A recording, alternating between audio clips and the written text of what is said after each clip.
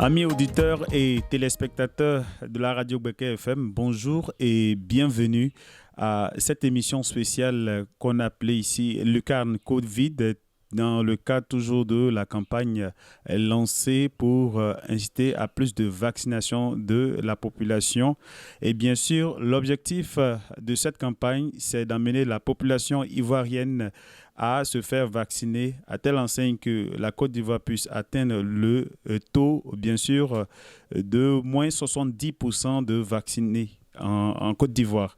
Alors, mesdames et messieurs, la radio Becker FM, votre radio est engagée dans cette campagne et nous allons partout où nous voulons pour parler de la vaccination et bien sûr de la réalité de cette maladie qui est la COVID-19. Et aujourd'hui, nous avons le grand plaisir et l'honneur d'être reçus par le pasteur Kambou. Qui est ce monsieur, pasteur Kambou? Et bien sûr, mesdames et messieurs, c'est le pasteur principal de l'église baptiste missionnaire située à Air France. Il est ainsi dire vice-président du Forum des confessions religieuses de Beke. Eh bien, on ne s'arrête pas là, le chapelet est long à égrener.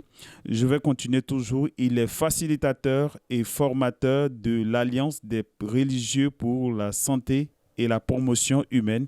Et enfin, pour ne s'arrêter que là, il est le porte-parole de la communauté des églises protestantes et évangéliques de Beke.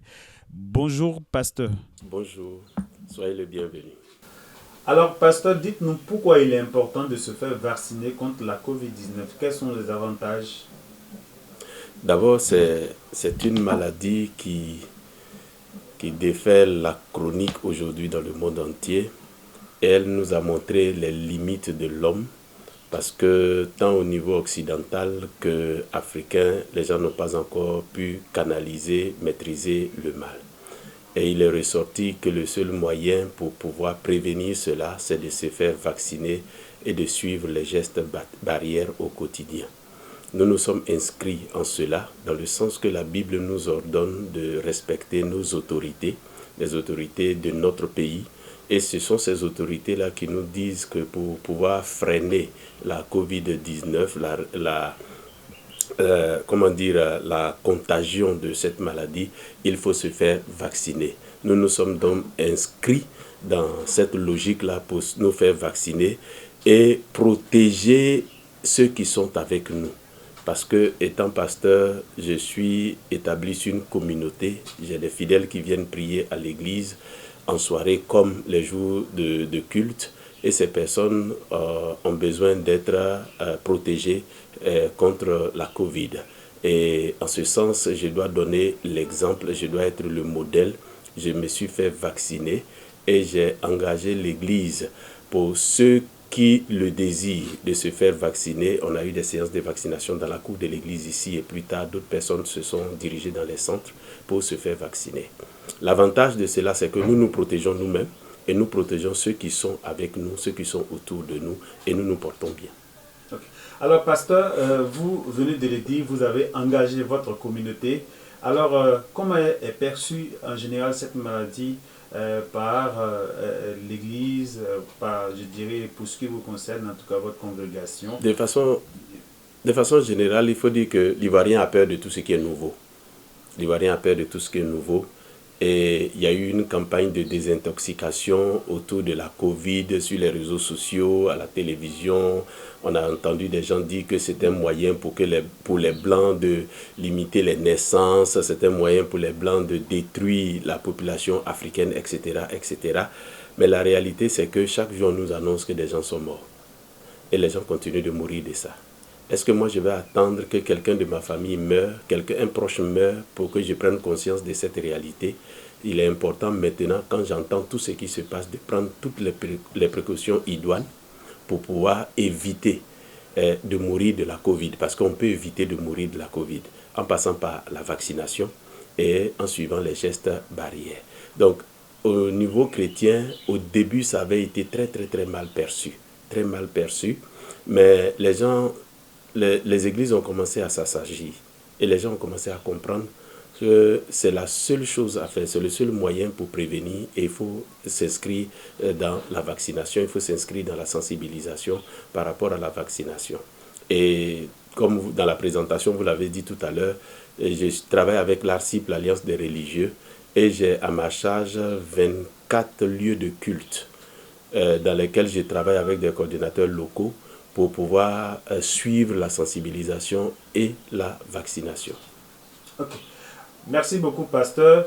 Et pour être dans la même logique, alors on sait qu'il y a des développements parallèles selon lesquels ce serait, voilà, on ne va pas s'attarder là-dessus, mais c'était pour que vous nous apportiez un éclairage. Tout à fait. Voilà, que les vaccins comportent des substances, voilà, ou bien qui font appel quand même, c'est une manière de s'ingérer le code 666 dans le corps.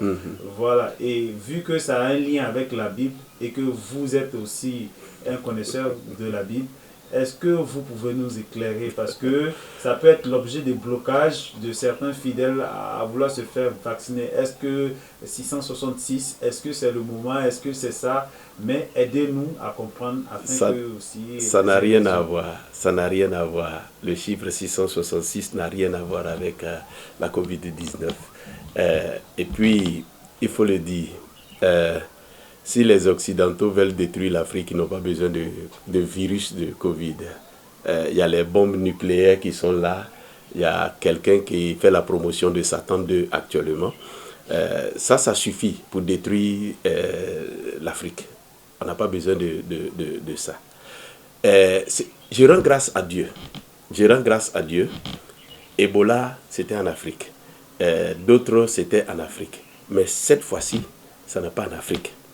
Et l'Afrique a été d'une manière ou d'une autre protégée. C'est vrai que c'est rentré en Afrique, mais les dégâts en perte humaine n'ont pas été aussi considérables comme en Occident, en Europe. On rend grâce à Dieu que ça n'a pas commencé en Afrique. Si ça avait commencé en Afrique, les gens auraient déjà prononcé toute forme de condamnation sur l'Afrique par rapport à ça. Et malheureusement, la mauvaise interprétation des versets bibliques sur ce texte, ce thème, le chiffre 666, a amené à prêter confusion dans l'esprit de certaines personnes. Tous nos portables que nous avons aujourd'hui, et très peu de personnes aujourd'hui en Côte d'Ivoire n'ont pas de portable.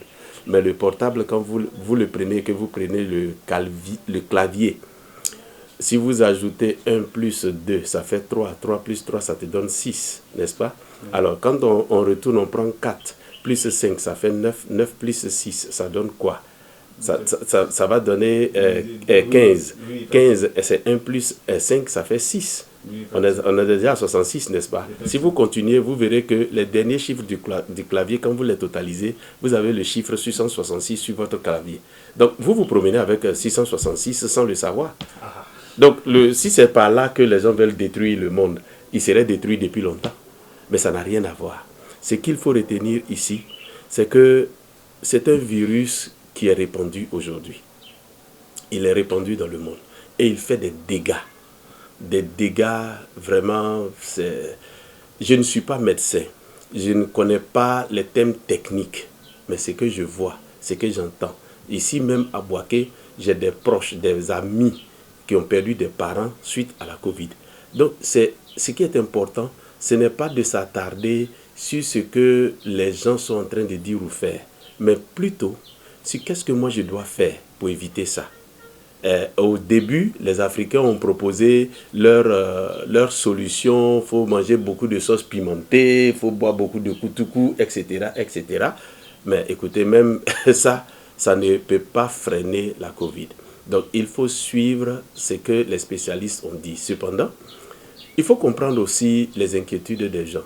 Depuis, on traite le palu, on n'a pas encore trouvé vaccin. On traite sida, on n'a pas encore trouvé vaccin. D'où vient que automatiquement, on a le vaccin de la Covid. C'est trop rapide pour certaines personnes. Mais ceux qui ne sont pas dans le milieu de la médecine ne savent pas que depuis un certain moment, il y a des données qui sont capitalisées, stockées quelque part, de sorte que les recherches ne sont plus comme il y a 50 ans en arrière. Mais aujourd'hui, on peut faire des recherches à partir de toutes les bases de données qui existent et puis on avance. Wow. on avance. Wow. Ça, on a fait des formations, on sait que c'est comme ça que les choses fonctionnent. Donc si ça fonctionne de cette manière et que les gens ont étudié, la Côte d'Ivoire n'est pas un pays, un bas pays. Le niveau intellectuel, le niveau de vie, le pouvoir d'achat de la Côte d'Ivoire place la Côte d'Ivoire en Afrique parmi les pays les plus nantis. Et si l'État de Côte d'Ivoire, si le ministère de la Santé et de l'Hygiène publique décide de faire la promotion de ce vaccin, il y a des études qui ont prouvé que c'est la réponse qu'il faut maintenant. Et c'est pourquoi, en tant que pasteur, et c'est écrit dans la Bible, dans l'épître de Paul aux Romains, d'obéir à nos autorités. Et donc, ces autorités nous disent que pour freiner cela, il faut se faire vacciner. Ici, en Côte d'Ivoire, ce n'est pas encore obligatoire. C'est pourquoi nous procédons par la sensibilisation. Donc, on sensibilise, on montre les dangers, on montre les avantages, on montre aussi les désavantages pour ceux qui ne se font pas vacciner, pour que les uns et les autres prennent librement la décision de se faire vacciner et puis tout le monde gagne. Okay. Effectivement, pasteur, vous l'avez dit, heureusement que ça n'a pas commencé en Afrique et les prévisions de l'OMS concernant l'Afrique, on dira qu'il y a eu plus de sueur plus de peur que de mal. Oui. Voilà. Alors, c'est une opportunité pour nous, selon certains, quand même, de se faire vacciner avant qu'on puisse faire face peut-être à d'autres vagues de la maladie. Bien sûr. Ne pensez-vous pas la même chose? Si, parce qu'aujourd'hui, ce matin, sur RFI, on a appris qu'à Yuan, où le virus a été découvert, il y a un nouveau confinement qui a été imposé. Parce que ça a pris de l'ampleur. Donc vous voyez, le virus est en train de reprendre. Et malheureusement, je suis pasteur, je le dis, on a un comportement hypocrite. Aujourd'hui, on voyage dans les cas de transport commun sans cache-nez. Personne n'en parle. Parce que simplement, quelqu'un a annoncé que l'état d'alerte est levé. C'est levé. Donc maintenant, on est libre de faire comme on le faisait habituellement. Vous préconisez que les mesures barrières persistent. C'est le seul moyen pour nous protéger face à cela quand on n'est pas encore vacciné. Donc il faut que le ministère de la Santé, je ne sais pas quelle astuce le ministère va trouver pour que dans les transports communs, ça soit respecté. Il faut que dans les lieux publics, ça soit respecté. C'est ce qui va nous protéger. C'est ce qui peut nous protéger. Et c'est ce que nous devons faire. Chacun de nous doit savoir. Depuis, moi j'ai trouvé, au début c'était difficile de porter le cache-nez. C'était difficile. Mais aujourd'hui, il m'est presque impossible de sortir avec ma moto sans le cache-nez. Pas à cause du virus, mais à cause de l'air, la poussière que je respire. Je suis obligé, si vous regardez bien... Ça protège contre d'autres maladies. Ça protège contre d'autres maladies. Pasteur, pour rester sur la même ligne, oui. Et peut-être que j'aurais dû poser cette question dès l'entame. Oui. Alors, lorsque vous vous êtes fait vacciner, on sait qu'il y a des effets indésirables qui varient d'une personne à l'autre après s'être vacciné. Et tout ça rentre en ligne de compte des peurs qui alimentent ceux qui hésitent. Bien sûr. Comment vous vous êtes senti après la vaccination? Quand je devais effectuer le voyage en Israël, on m'a imposé un certain nombre de vaccins. Je l'ai fait à l'Institut d'hygiène. J'ai eu des effets indésirables, des nausées, des courbatures, des choses comme ça. Tout vaccin qu'on injecte dans le corps d'une personne a des effets secondaires, parce que c'est un corps étranger qui rentre dans le corps de la personne. Ah, voyez-vous, c'est pourquoi lorsque les médecins prescrivent des médicaments, on donne le dosage normal. Sinon, une personne normale peut prendre 5 paracétamol, ça ne fera rien. Mais ce n'est pas conseillé parce que ça va créer d'autres choses. Donc, c'est selon l'âge et le poids de la personne qu'on préconise cela. Effectivement, quand j'ai fait le vaccin le 6 octobre 2021, il a fallu que mes enfants me rappellent parce que le soir, je sentais des malaises. Je n'arrivais pas à soulever mon bras, etc., etc. Je n'arrivais pas à soulever mon bras. Il était devenu lourd et je sentais bizarre dans mon corps. Comment est-ce que vous avez lutté contre tout ça? Continuez d'expliquer. Non, mais on n'a pas à lutter contre ça. On laisse seulement que la dose passe et puis l'effet passe et puis on redevient entre guillemets normal. C'est tout. Mais je me plaignais, je ne comprends pas. C'est les enfants qui m'ont dit, papa, est-ce que ce n'est pas la vaccination? Je dis, oh là là. Et le médecin m'a dit que tu vas ressentir des choses. Ce n'est pas tout le monde qui ressent. Mais toi aussi, tu peux ressentir. Si tu ressens, ce n'est pas le diable. Bon, il sait que je suis pasteur. Il va dire, peut-être que je me dis que voilà, je suis attaqué par le diable, etc. Lui m'a rassuré que ce n'est pas le diable, c'est l'effet du médicament. Mais 24 heures, ça va passer. Et il m'a conseillé de prendre d'autres médicaments pour supporter la douleur. Ce que j'ai fait. C'est vrai que ça fait peur. Ça fait peur parce que les gens ne sont pas habitués à des vaccins internationaux. Tous ces vaccins qu'on fait pour sortir du pays, ça a des conséquences. Ces vaccins ont des conséquences, des effets indésirables dans notre corps. Donc ça là vient s'ajouter, moi ça ne m'étonne pas. Seulement que je me suis senti lourd, mais mon médecin m'a rassuré que ce n'est pas le diable. Donc je suis rassuré. Tant que ce n'est pas le diable, écoutez, ça va passer. Il faut savoir contrôler les choses et puis c'est tout. À la suite de ça, j'ai encouragé ma femme. Ma femme l'a fait. Mes enfants qui étaient en âge de le faire l'ont fait. Et puis nous avons présenté la nécessité à l'église. Et tous ceux qui voulaient se faire vacciner ont levé la main. Nous avons appelé le centre de santé le plus proche, l'équipe qui était là-bas. Ils sont venus sous les arbres ici, ils ont vacciné les gens. Mais nous ne nous sommes pas arrêtés seulement au niveau de l'église. Mais on a utilisé l'église comme un centre pour informer toute la population autour de l'église qu'il y a la campagne de vaccination par rapport à la Covid. Ceux qui le désirent peuvent venir, ils seront vaccinés gratuitement. Et puis voilà, c'est fini. Voilà comment nous avons fait. Et puis, bon, voilà. Et aujourd'hui, selon vos estimations, par rapport à votre église, est-ce que vous pouvez estimer, par exemple, le pourcentage de... On est à plus de 70% des personnes adultes et en âge adultes qui se sont fait vacciner. J'ai bien envie de dire mes félicitations. Merci. Mais ce n'est qu'une goutte d'eau. Ce n'est qu'une goutte d'eau dans la mare. Il faut que ça soit total. Bien sûr, il y a des personnes très âgées, etc.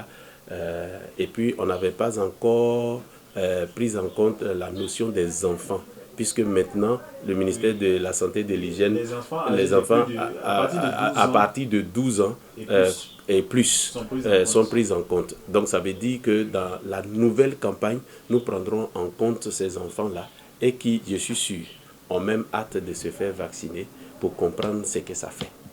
Effectivement, je rappelle que vous êtes le pasteur principal de l'église baptiste missionnaire et vice-président du Forum des confessions religieuses de Becket et encore facilitateur et formateur de l'Alliance des religieux pour la santé et la promotion humaine et aussi porte-parole de la communauté des églises protestantes et évangéliques de Becket. Et à ce titre, oui, puisque cette communauté regroupe les différentes associations de pasteurs qui sont dans la ville de Boaké, j'ai réuni les différents présidents pour avoir une audience auprès de leur assemblée pour parler de la Covid, sensibiliser les pasteurs à ouvrir les portes des églises pour sensibiliser les fidèles à la vaccination de la Covid. Nous avons été écoutés. Et Dieu merci, ces sensibilisations-là continuaient jusqu'à ce qu'on nous annonce au journal télévisé que l'état d'alerte, comment ils disent leur expression, est levé. Donc comme c'est levé là, ce n'est plus urgent, donc on peut vivre maintenant comme on veut. Mais force est de constater que maintenant on doit reprendre les choses parce que, comme vous l'avez dit au début, quand nous écoutons au journal télévisé de 20h, les cas qui continuent de venir, ça veut dire qu'il y a eu une légèreté, il y a eu un laisser-aller et chacun de nous est responsable. Alors, face à cela, est-ce que vous avez une proposition de solution? C'est vrai qu'il y a une campagne aujourd'hui pour inciter à la vaccination, mais est-ce que vous avez une autre solution encore à proposer?